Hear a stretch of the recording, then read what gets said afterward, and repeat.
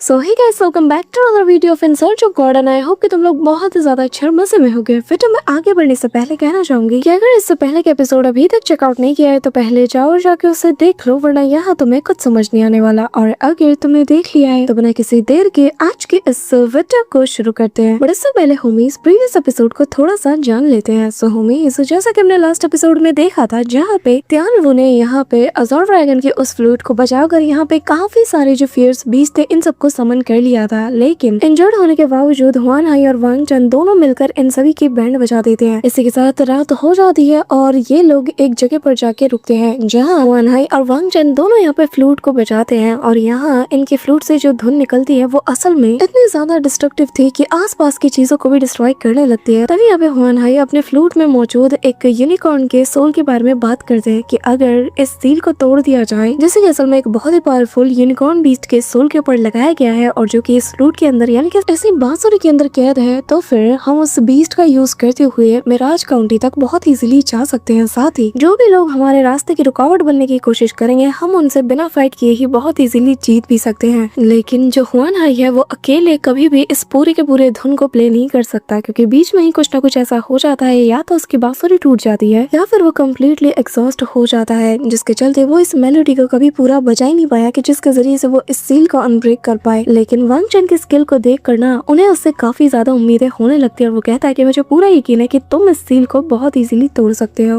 और अब आगे हमारे इस एपिसोड की स्टार्टिंग में हमें यहाँ पर वांग चन को दिखाया जाता है जहाँ उसके हाथ में एक नक्शा था जिसके ऊपर एक सीक्रेट पैसेज मेंशन किया गया था, जो कि असल में सीधा जाता है बहुत ही कम वक्त में इन सभी को मिराज काउंटी यानी कि मिराज सिटी की ओर ले जाएगा। और वांग चन इस मैप में इस सीक्रेट पैसेज को देखकर काफी ज्यादा खुश हो जाता है और कहता है कि ये तो वही सीक्रेट पैसेज है ना जो कि एंशिएंट रिकॉर्ड्स में भी मौजूद है, और जिसका मतलब ये है कि इसके जरिए से हम फाइनली इस जगह से निकल सकते हैं। अब तभी सभी लोग जब खुश हो रहे थे पीछे इन्हें काफी ज्यादा हलचल की आवाज आती है और जैसे ये लोग पलटते हैं तो इन्हें आभास हो जाता है कि हमारा दुश्मन बहुत ही करीब आ चुका है। बिना किसी टाइम के जाया किए इमीडिएटली वांग चन से यहाँ पे हुआन हाई कहने लगता है कि वांग चन, हमारे पास बिल्कुल भी वक्त नहीं है, तुम बाकी सभी को लीड करते हुए आगे बढ़ो, मैं यहाँ पर रहकर तुम सभी के लिए थोड़ा टाइम बाय करता हूँ। जिसके बाद वो अपनी बेटी शियान के सिर के ऊपर हाथ रखते हुए कहने लगते हैं कि तुम्हें फिलहाल के लिए वांग चन के साथ ही रहना होगा और वही तुम्हें प्रोटेक्ट भी करेगा। मैं यहाँ पर अपना काम निपटाने के बाद तुमसे जरूर मिलूंगा। जिस पे शियान को अपने फादर की काफी ज्यादा फिक्र होती है, लेकिन हुआन हाई आगे बढ़ जाता है इन सभी को पीछे छोड़ के। जिसके बाद वो अपनी स्वॉर्ड को निकाल कर कहने लगता है कि मैं यहाँ पर मिराज सिटी को बचाने के लिए अपनी जान की बाजी भी लगा दूंगा और जो कोई भी मेरे रास्ते में आएगा उसे मैं नहीं छोड़ने वाला। अब हुआन हाई की बातें सुनकर जो बाकी के लोग थे ना वो सब के सब अचानक से जोश में आ जाते हैं और कहने लगते हैं कि फिर तो हम भी आपका साथ देंगे, हम भी हमारे मिराज काउंटी को प्रोटेक्ट करेंगे। अब ये कहते हुए जैसे ये लोग आगे आते हैं तभी यहाँ पे हुआन हाई सभी से कहने लगता है कि तुम्हें यहाँ पे आने की कोई जरूरत नहीं, यहाँ का काम मैं अकेले हैंडल कर सकता हूँ, लेकिन हाँ अगर तुम्हें गार्ड करना ही है तो फिर वांग चन और शियान दोनों को गार्ड करो। और बेहतर यही होगा कि तुम लोग जितनी जल्दी यहाँ से निकल जाओ उतना मेरे लिए आसान है। ये सुन रही था कि तभी हम देखते हैं कि यहाँ पे जो वांग चन है वो सभी को लेकर आगे बढ़ने लगता है, लेकिन उसे हुआन हाई की फिक्र हो रही थी। अब तभी यहाँ पर हम देखते हैं कि वो सारे बीस्ट आ जाते हैं जिनके ऊपर इनका जो सेनापति है वो सवार था और वो आते साथ ही हुआन हाई को देखकर कहने लगता है कि क्या बात है हुआन हाई, तुमसे मिले तो 12 साल हो चुके हैं हाँ, और तुम तो आज भी बिल्कुल वैसे के वैसे ही दिख रहे हो, और बुरा मत मानना मुझे न जाने ऐसा क्यों लग रहा है कि तुम बहुत ही ज्यादा अच्छे हो गए है ना। तभी सीन शिफ्ट होता है और हम वांग चन को देखते हैं जो कि अंधेरे में आगे बढ़ रहा था। अब इस दौरान परिंदों की आवाज से शियान डर जाती है, जो देखकर वांग चन उससे कहने लगता है डरो मत, ये तो बस मासूम से परिंदे हैं, ये हमारा कुछ नहीं बिगाड़ सकते। तभी वांग चन के चेहरे पे उदासी को देखकर यहाँ शियान उससे कहने लगते कि एक बात बताओ, क्या तुम्हें मेरे फादर की फिक्र हो रही है। जिसपे वांग चन हैरान हो जाता है और वो बताने लगते हैं कि चिंता मत करो यार, तुम मेरे फादर को नहीं जानते, वो कितने ज्यादा स्ट्रॉन्ग है और यहाँ वाटर ट्राइब के ये मामूली से बंधन का क्या ही बिगाड़ लेंगे, बस तुम देखते जाओ, किसी भी वक्त फादर उन सबकी बैंड बजा के ना हमारे सामने आ जाएंगे। अब यहाँ इसकी बातें सुनकर वांग चन मन में कहता है कि ऐसा लगता है कि शियान को अब तक पता ही नहीं चला कि इसके फादर को पॉइजन दे दिया गया है और उनकी हालत बहुत ज्यादा खराब है। अब तभी वो यहाँ उसकी बातों में हमें हाँ भरते हुए कहने लगता है कि तुमने बिल्कुल सही कहा, वो बस किसी भी पल यहाँ पे आते ही होंगे। अब तभी ये लोग एग्जिट के पास पहुंच चुके थे। अब यहाँ घाटी से जैसे ये बाहर निकलने की कोशिश करते हैं इन्हें सामने एक बहुत बड़ी सी चट्टान नजर आती है जिसके ऊपर कुछ एंशिएंट पेंटिंग्स बनी हुई थी, जिसे देखकर शियान भी काफी ज्यादा हैरान थी। और यहाँ वाटर और जो वुड ट्राइब की हार्मनी है इसके बारे में डिस्क्राइब किया गया था पेंटिंग के माध्यम से, जहाँ पे ब्लैक वुड की तरफ से लिंग यान नाम के एक बंदे का जिक्र था, लेकिन वहीं अगले ही लाइन में ब्लैक वाटर के जो जी कोंग जी है उसके बारे में जिक्र था। यहाँ पे वांग चन इन सारे लैंग्वेज को पढ़ पा रहा था और बेसिकली यहाँ पे जो ब्लैक एम्परर और जो ग्रीन एम्परर है इन लोगों ने जब वो ओथ लिया था इसके बारे में जिक्र अंदर था। अब तभी यहाँ पे सारी चीजों को रीड करते हुए यहाँ वांग चन सभी को बता रहा था कि ये तब की बात है जब वो ग्रेट वाइल्डरनेस का 536वां साल चल रहा था, और तब जब दोनों एम्परर्स एक दूसरे के साथ ऐसे कस्में खा रहे थे, उन्हें नहीं पता होगा कि उनके डिसेंडेंट एक दिन एक दूसरे के जानी दुश्मन बन जाएंगे। जरा देखो तो आखिर वाटर ट्राइब अपने ही हेरिटेज को कैसे बिट्रे कर सकती है। तभी यहाँ पे इन्हें रियलाइज होता है कि ये चट्टान असल में मिस्टिक आइस आयरन से बनी हुई है। अब यहाँ शियान कहने लगती है कि अगर ये चीज यहाँ पे रहेगी तो हम आगे कैसे बढ़ेंगे, इसने तो हमारे पूरे रास्ते को रोक के रखा है। तभी यहाँ पे जमीन में हलचल होने लगती है और यहाँ वांग चन समझ आता है कि जो हुआन हाई है इसकी हालत काफी ज्यादा बिगड़ चुकी होगी, क्योंकि उसका सामना किसी बड़े दिक्कत से हुआ होगा, वरना ये जगह इस कदर उनके इम्पैक्ट से ऐसे कांप न उठती। अब वांग चन सभी से कहने लगता है कि हमें निकलना होगा, और वो इस जगह को मार कर देता है और कहने लगता है कि क्योंकि ये पैसेज मिराज सिटी की ओर ले जाती है तो फिर हम इस चट्टान को एक मार्ग की तरह यूज करेंगे। और वैसे भी डिवाइन एम्परर ने खुद इस रास्ते को मेंशन किया था, तो जिसका मतलब ये है कि कोई ना कोई रास्ता तो जरूर होगा यहाँ से निकलने का। ये कहते हुए वो सामने मौजूद उस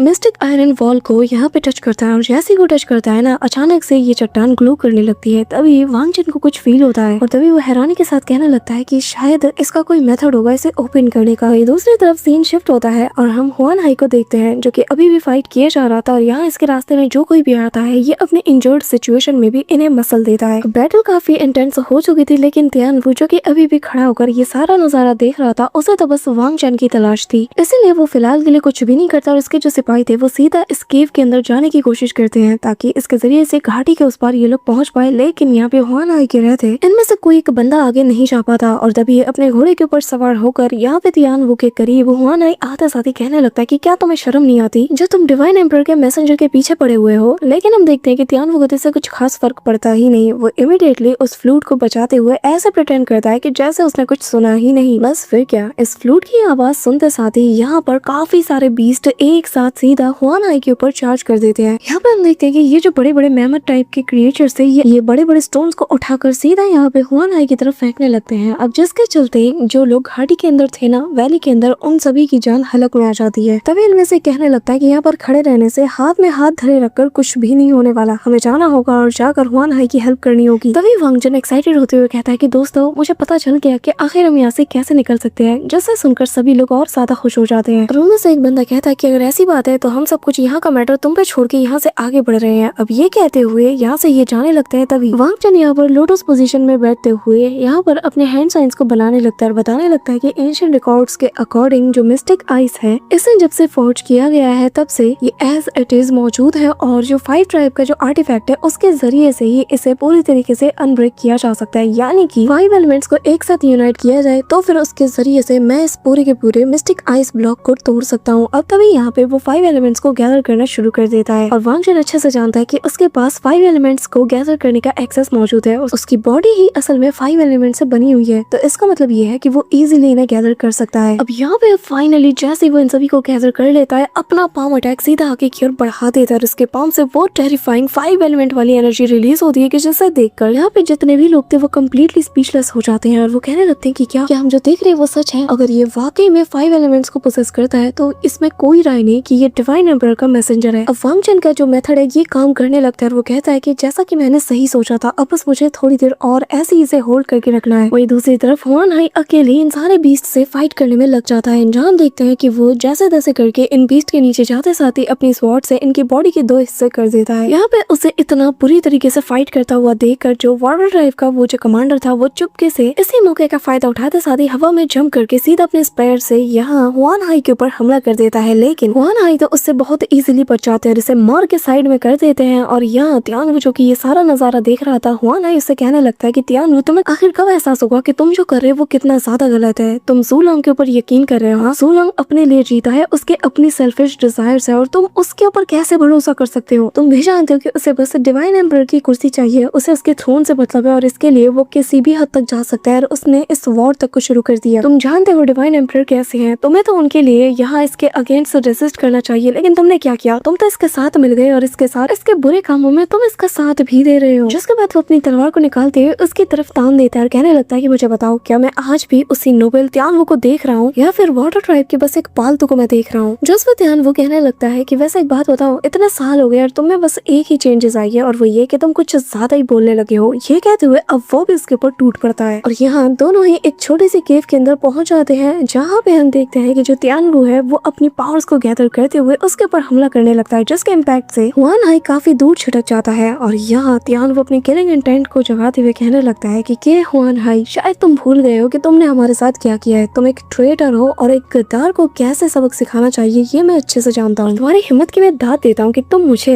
यहाँ पर लेक्चर दे रहे हो। ये कहते हुए तियान वो हुआन हाई के ऊपर हमला कर देता है। हुआन हाई स्वॉर्ड स्ट्राइक करता है, लेकिन वो अपने पाम से ही रोकते हुए इसके पेट में एक जोरदार घूंसा मारता है। अब यहाँ हुआन हाई पहले से ही ऑलरेडी पॉइजन से इंजर्ड है। अब ये मुक्का उसकी इंजरीज को और ज्यादा वर्स कर देता है, जिसके इम्पैक्ट से ये इतनी दूर जा गिरता है कि दूर से ही वांग जन है उसे इसका अंदाजा लग चुका है कि हुआन हाई की हालत काफी ज्यादा खराब हो चुकी है। अब वो और ज्यादा पैनिक कर जाता है और कहता है कि मुझे जल्द से जल्द इस मिस्टिक आइस ब्लॉक को मेल्ट करते हुए यहाँ से हटाना ही होगा। वो अपना पूरा जी जान लगा देता है, लेकिन धीरे धीरे वो फील कर पा रहा है कि उसकी जो 5 एलिमेंट्स जो पावर है ना, इसके ऊपर अभी इसका फुल कंट्रोल नहीं है। और वो समझ आता है कि ज्यादा देर तक मैं कुछ भी नहीं कर पाऊंगा, पर मैं इतनी जल्दी हार कैसे मान सकता हूँ। हुआन हाई अपनी जान की बाजी लगा रहा है, मैं कैसे शांत रह सकता हूँ। तभी यहाँ उसके अंदर और ज्यादा जोश आ जाता है। ये देखकर जो आसपास के लोग थे वो समझ जाते हैं कि इस वक्त वांग जन काफी ज्यादा एग्जॉस्ट हो चुका है और ऐसे ही सब कुछ चलता रहा तो बहुत ही जल्द वो अनकॉन्शियस होकर गिर जाएगा, और अगर उसे कुछ हुआ तो फिर हमें आगे लीड कौन करेगा। शियान भी काफी ज्यादा परेशान हो जाती है। वो बंदा आगे बताने लगता है कि इस मिस्टिक आइस ब्लॉक को हटाने के लिए, इसे मेल्ट करने के लिए बहुत से अमाउंट में ट्रू एनर्जी की जरूरत पड़ती है, और इस वक्त ये अपनी 5 एलिमेंट्स एनर्जी का यूज कर रहा है, जिसका मतलब इस वक्त वांग जन खुद को सेक्रीफाइस करके भी बस हमें प्रोटेक्ट करना चाहते हैं। आखिर हम ऐसा कैसे होने दे सकते हैं। जिसमें वो लेडी कहती है कि तुम सही कह रहे हो, हम उसे मरने नहीं दे सकते और हम ऐसे ही चुपचाप बैठे भी नहीं रहेंगे। अब तभी सबके सब उसके पीछे जाकर अपनी अपनी एनर्जीज को वांग जन की बॉडी में ये लोग ट्रांसफर करने लगते हैं, जो देखकर वांग जन हैरान था। और तभी हम देखते हैं कि सबकी बॉडी में अलग अलग एलिमेंट्स की पावर है, जिसके चलते वांग जन को अब काफी ज्यादा आसानी होने लगती है और वो हैरान था देख के। लेकिन तभी वो लोग कहते हैं कि फिलहाल के लिए तुम बस खुद को ज्यादा पुश मत करो, तुम ये हमारे लिए कर रहे हो और वांग जन हम तुम्हें ऐसे मरने नहीं दे सकते। आफ्टर ऑल तुम डिवाइन एम्परर के मैसेंजर हो। अब इस दौरान यहाँ पे तियान वो और हुआन हाई दोनों की फाइट चल रही थी और यहाँ हुआन हाई के ऊपर तियान वो डोमिनेट कर रहा था, जिसके चलते अब हुआन हाई की सटक जाती है। वो अपनी स्वॉर्ड को निकालते हुए अपने पावर्स को गैदर कर लेता है और कहने लगता है कि तियान वो आज से और अभी से हमारे बीच जो भी भाईचारा था ना, वो यहीं पे खत्म होता है। इसके बाद वो एक कमाल की स्वॉर्ड स्ट्राइक सीधा उसकी ओर बढ़ा देता है। वहीं दूसरी तरफ तियान वो जिसके बॉडी के अंदर काफी ज्यादा एनर्जी आ चुकी थी, वो उन सभी को गैदर करता है और एक साथ सीधा इस मिस्टिक आइस ब्लॉक के ऊपर थ्रो करते हुए कहता है कि तुम्हें मेरे लिए टूटना ही होगा। इसी के साथ जैसे ये अटैक टकराता है, तभी हम देखते हैं कि वो वॉल पूरी तरीके से चकनाचूर हो जाता है। वहीं दूसरी तरफ यहाँ हुआन हाई के स्वॉर्ड स्ट्राइक से जो एंट्रेंस था वो भी अब पत्थरों से पूरी तरीके से बंद हो जाता है। इस दौरान यहाँ पे हम शियान और बाकी सबको देखते हैं जो कि अब उस वैली के उस पार आ चुके थे। और शियान इसकी तारीफ करते हुए कहती है कि वैसे मानना पड़ेगा, तुमने ना मुझे मेरे फादर की याद दिला दी थी। अब तभी फादर का नाम सुनते साथ ही इन दोनों को ही हुआन हाई की फिक्र होती है और तभी पीछे से हुआन हाई इनके सामने आ जाता है और वो आते साथ ही यहाँ पे वांग जन की तारीफ करते हुए कहता है कि वैसे मानना पड़ेगा, तुमने इस बार मुझे डिसअपॉइंट नहीं किया। इसी के साथ सीन शिफ्ट होता है और फाइनली हम लोग देखते हैं कि ये लोग मिराज सिटी के पास पहुंच जाते हैं, जहाँ पे जो सोल्जर है वो इनके बारे में सारी बातें सिटी लॉर्ड को बता देता है कि कैसे ये लोग अब तक का सफर तय करते हुए आए हैं। और यहाँ जो वांग जन है वो असल में डिवाइन एम्परर का मैसेंजर है और इसके पास वो डिवाइन टोकन भी मौजूद है, जिसे दिखाकर ही इसने वाटर कैंप के पास से जितने भी वाटर रैप के लोग थे जो कि मिराज सिटी के ऊपर हमला करने के लिए आ रहे थे, उन सभी को पीछे हटने पे मजबूर कर दिया। यहाँ पे इतनी सारी बातें सुनकर और स्पेशली जो ब्रदर हुआन हाई है, इन सभी को देखकर ना जो सिटी लॉर्ड है वो काफी ज्यादा भावुक हो जाता है। इनका शुक्रिया अदा करते हुए डिवाइन एम्परर के ऑर्डर की वो रिस्पेक्ट करता है, साथ ही वो यहाँ पर इन्हें रिस्पेक्ट के साथ ग्रीट करता है और बदले में ये लोग इसे रिस्पेक्ट देते हैं और अपने सिटी में यहाँ वांग जन समेत सभी का वेलकम करते हैं। अब यहाँ सिटी लॉर्ड की नजर जाती है वांग जन पर, उसे देखते साथ ही वो कहने लगता है कि अब मैं समझा कि क्यों दुआन कोई जब से आया है वो तुम्हारे बारे में बात किए जा रहा है। वाकई में मुझे लगा ही था कि जो डिवाइन एम्परर का मैसेंजर होगा जो कि पूरे के पूरे वाटर ट्राइब को हिला के रख सकता है, वैसी ताकत तो ग्रेट वाइल्डरनेस के यूथ में ही होगा। तभी दुआन कोई काफी ज्यादा एक्साइटेड होते हुए वांग जन से कहता है कि वांग जन, तुम्हें याद है ना कि तुमने मुझसे प्रॉमिस किया था कि हम साथ मिलकर लगातार 3 दिन और 3 रात तक मजे करेंगे, और हाँ खबरदार जो तुमने मुझे मना किया। जिस पे वांग जन कहने लगता है कि असल में वो सारी बातें तो ठीक है, लेकिन असल हीरो तो हुआन हाई और ये बाकी सारे लोग हैं। इन्होंने हमारी बहुत मदद की और इनके बिना मैं कभी भी यहाँ तक डिवाइन एम्परर के मैसेज को लेकर नहीं आ पाता। मैं सिर्फ इन लोगों ने मुझ पर अपना भरोसा जताया, बल्कि इन्हें अच्छे से पता था कि रास्ते में कितना ज्यादा खतरा है, लेकिन फिर भी इन्होंने सही का साथ नहीं छोड़ा और आज इनकी मदद से मैं यहाँ आपके सामने खड़ा हूँ। अब यहाँ वांग जन की बातें सुनकर सिटी लॉर्ड से और ज्यादा इम्प्रेस हो जाते हैं और कहने लगते हैं कि तुम एक नौजवान हो, साथ ही तुम इतने ज्यादा हम्बल हो। वाकई में ऐसी चीज बहुत कम ही देखने को मिलती है, स्पेशली आज के नौजवानों से। जिसके बाद वो दुआन को इसे कहने लगता है कि ठीक है, फिर आज रात हम लोग जश्न करेंगे और इसकी तैयारी करना शुरू कर दो। यहाँ हम देखते हैं कि जो सिटी लॉर्ड का बेटा यानी कि यंग मास्टर क्या क्याओशी उसकी नजर जाती है सीधा यहाँ पे वांगचन के पास जो स्वॉर्ड थी उस पर। वो कहने लगता है कि क्या ये असली तलवार है, जिसे देखकर वांगचन हाँ में जवाब देता है और वो उससे पूछने लगता है कि क्या तुम्हारे पास ही स्वॉर्ड है, जिसपे वो कहने लगता है कि हाँ मेरे पास ही एक स्वॉर्ड है और मैं बिल्कुल ग्रेट हीरो के हुआन हाई की तरह बनना चाहता हूँ। जिसपे उसका फादर कहता है कि असल में उसके बेटे को ना मार्शल आर्ट कुछ ज्यादा ही पसंद है। उम्मीद करता हूँ कि मैसेंजर वांगचन मेरे बेटे को बहुत ही अच्छे से गाइड करेंगे। अब इस पे हमारा वांगचन थोड़ा स्माइल करता है और ब्लश करते हुए कहने लगता है कि अरे रे आप तो कुछ ज्यादा ही तारीफ कर रहे हो। अब तभी माहौल सीरियस हो जाता है और यहाँ पे सिटी लॉर्ड बताने लगते हैं कि त्यान वो अपने डीमंस को लेकर किसी भी वक्त यहाँ आता ही होगा। वैसे भी उसने ऑलरेडी अपने पैर त्यानबी माउंटेन में पसार दिए हैं, जिसके चलते मिराज सिटी के लोग काफी ज्यादा दहशत में जी रहे हैं। लेकिन अब जबकि डिवाइन एम्पर का मैसेज हमारे पास आ गया है उनके मैसेंजर के साथ, तो मुझे पूरा यकीन है कि हमारे लोगों की जो मुश्किलें हैं वो थोड़ी कम हो जाएंगी और जो दहशत में हम जीते आ रहे हैं वो भी कम हो जाएगा। जिसमें यहाँ सामने वाला बंदा आगे आता है और कहने लगता है कि सिटी लॉर्ड आपने बिल्कुल सही कहा और अब ये जो काले बादल हमारे ऊपर मंडरा रहे थे ये पूरी तरीके से छट जाएंगे सिर्फ डिवाइन एम्पर के मैसेज के बाद। अब तभी यहाँ पे सिटी लॉर्ड डिवाइन एम्पर के बारे में यहाँ पे वांगचन से पूछने लगते हैं कि आखिर वो कैसे हैं और क्या कर रहे हैं। अब डिवाइन एम्पर जो कि इस दुनिया से जा चुके हैं, वांगचन की हिम्मत नहीं हो पाती उनसे सच कहने की, लेकिन वो फिर हिम्मत बांधता है कहने लगता है कि अगर मैं आप सबको सच बताऊं तो असल में आज से 7 दिन पहले ही डिवाइन एम्पर 7 दिन पहले नियांजी माउंटेन में ही हेवेंस को प्यारे हो गए। जो सुनकर तो सिटी लॉर्ड की सेहत बिगड़ जाती है और उन्हें यकीन नहीं होता और तभी हमें थोड़ी देर बाद का सीन दिखाया जाता है जहाँ पे हुआन हुई और सिटी लॉर्ड दोनों साथ मिलकर बात कर रहे थे और इन्हें अब मिराज सिटी की फिक्र हो रही थी। अब तभी यहाँ पे वो बताने लगता है कि मिराज सिटी के ऊपर से जिनका साया था वो जा चुके हैं और जिसका मतलब ये है कि हम बस कुछ ही दिनों के मोहताज हैं, जिसके बाद ये सुख शांति भी पूरी तरीके से हट जाएगा। और मुझे लगता है कि मैं इस बड़े जंग में बहुत बुरी तरीके से हारने वाला हूँ, लेकिन चाहे जो हो जाए मैं आप जैसे हीरोज और जो बाकी के इनोसेंट लोग हैं उन्हें इसमें नहीं खींच सकता। अब हुआन हुई बताने लगता है कि ये हमारे लिए गौरव की बात होगी कि हम आपके साथ कंधे से कंधा मिलाकर लड़ पाए। जो साथ ही यहाँ पे वो नोटिस कर लेता है कि सिटी लॉर्ड के जो मेरिडियंस है ये भी बहुत बुरी तरीके से ब्रोकन है, जिसका मतलब वो इतनी जल्दी रिकवर भी नहीं कर पाएंगे। और वो बताता है कि अगर आप ऐसी कंडीशन में दुश्मन का सामना करने के बारे में सोच सकते हो तो फिर हमें क्या कमी है। जिस पे यहाँ सिटी लॉर्ड हंसते हुए कहने लगते हैं कि तुम्हारी कंडीशन भी कुछ खास ठीक नहीं, जिस पे वो भी हंसते हुए कहता है कि फिर तो हमें साथ मिलकर ही मरना चाहिए। वैसे भी वाटर ट्राइब का जो वाटर लॉर्ड त्यान हुए जो कि 1 नंबर का पालतू है वो हमेशा से ही मुझसे नफरत करता हुआ आया है। मैं तो बस मिराज सिटी का ये जो इशू है इसका यूज करते हुए उसके साथ अपने पुराने स्कोर को सेटल करना चाहता हूँ। और फिलहाल के लिए चलिए यहाँ से चलते हैं क्योंकि जश्न शुरू हो चुका है। अब यहाँ पे सभी लोग खा पी रहे थे, गा रहे थे, नाच रहे थे, लेकिन इस दौरान हम यहाँ पे वांगचन और यंग मास्टर क्याओशी को देखते हैं जहाँ पे दोनों एक दूसरे से बात कर रहे थे कि कैसे मार्शल आर्ट्स में ये लोग कितने आगे तक जा सकते हैं। अब यहाँ पे क्याओशी जो है वो सीधा यहाँ पे मैसेंजर यानी कि हमारे वांगचन से काफी सारी सलाह मांगता है कि आखिर उसे क्या करना चाहिए क्या नहीं करना चाहिए। अब तभी यहाँ पे हम देखते हैं कि जश्न जैसे ही अपने पीक पे पहुंच रहा था तभी यहाँ पे सिटी लॉर्ड का 6th ब्रदर आ जाता है जो कि आते साथ अपने पास मौजूद एक बंदे को इंट्रोड्यूस कराते हुए कहता है कि असल में ये जो बंदा है ना इसे हाल ही में एक एंशिएंट स्क्रिप्चर मिला है और जो कि बहुत ही अच्छे से उन्हें रीड भी कर सकता है। इसके जरिए से आपके जो मेरिडियंस है ना जो कि शैटर्ड हो चुके हैं इन्हें पूरी तरीके से हील किया जा सकता है। अब ये सुन नहीं था कि तभी माहौल सीरियस हो जाता है और यहाँ पे वो बंदा बताने लगता है कि हालांकि ये जो स्क्रिप्चर है ये काफी ज्यादा सिंपल है लेकिन एक मिराज पर्ल को ढूंढना बहुत ही ज्यादा मुश्किल है और मैंने अपनी पूरी कोशिश की लेकिन मुझे कोई आइडिया नहीं कि आखिर ये मिराज पर्ल कहाँ मिलेगा। तभी यहाँ पे 6th ब्रदर यानी कि 6th एल्डर आके आते हैं और कहने लगते हैं कि पर मुझे पता है बड़े भाई, आपको तो पता है ना कि जो शीशी आइलैंड है वहाँ पर सैकड़ों सालों से